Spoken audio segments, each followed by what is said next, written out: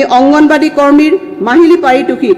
নমস্কাৰ, স্বাগতম জনাইছোঁ আপোনালোকক এখন নতুন ভিডিঅ'লৈ। তো বৰ্তমান আমাৰ ভাৰতবৰ্ষত বা অসমত অংগনবাড়ীৰ কৰ্মচাৰীলৈ বহুতো বেছি দৰমহা লৈ বহুতো বেছি চৰকাৰৰ লগত গণ্ডগোল চলি আছে বা ৰাইজৰ মানুহে বা অংগনবাড়ী কৰ্মী, আশা কৰ্মী, ৰান্ধনীসকলৰ দৰমহা, মাননি বৃদ্ধি, চেলাৰী ইনক্ৰিজ, পেঞ্চন সকলো কিবা লৈ বৰ্তমান আমাৰ ভাৰতবৰ্ষত বহুতো সকলো ৰাজ্যতে একে পৰিস্থিতি। অংগনবাড়ী কৰ্মীৰ দৰমহা বৃদ্ধি, আশা কৰ্মী, ৰান্ধনী কৰ্মীসকলৰ দৰমহা বৃদ্ধি, এককালীন সাহায্য প্ৰদান, এইবিলাক সকলো ধৰণৰ চৰকাৰৰ লগত তৰ্ক বিতৰ্ক চলি থাকে। প্ৰতিবাদী ধৰ্ণা কাৰ্যসূচী দেখা যায়।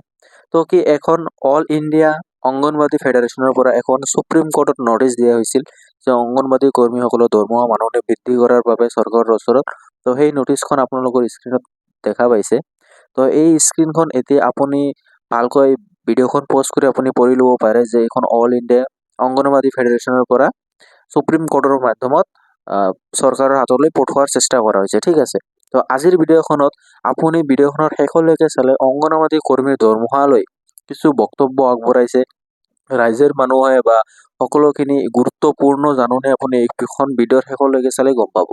আৰু আপুনি কোনখন জিলাৰ পৰা চাই আছে কমেণ্ট ছেকশ্যনত জনাব পাৰে। আপুনি অসমৰ কোনখন জিলাৰ পৰা চাই আছে কমেণ্ট ছেকশ্যন এখন জনাব নাপাহৰিব।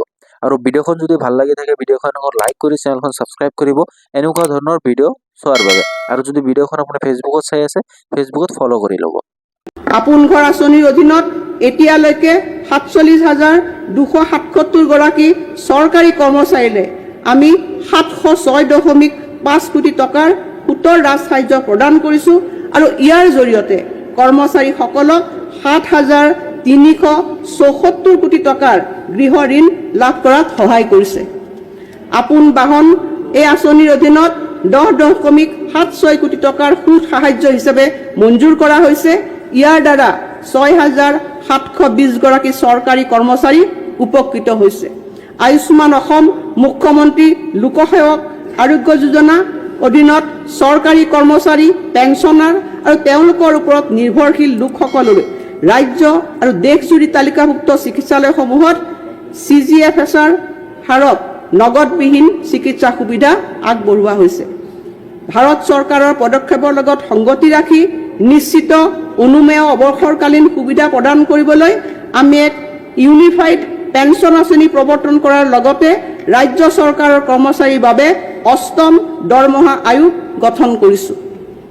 আমি অংগনবাড়ী কৰ্মীৰ মাহিলী পাৰিতোষিক ৬,৫০০ টকাৰ পৰা ৮,০০০ টকালৈ, অংগনবাড়ী সহায়িকাৰ পাৰিতোষিক ৩,২৫০ টকাৰ পৰা ৪,০০০ টকালৈ, পোষণ ৰান্ধনীৰ পাৰিতোষিক ১৫০০ টকাৰ পৰা ২,০০০ টকালৈ বৃদ্ধি কৰিছোঁ।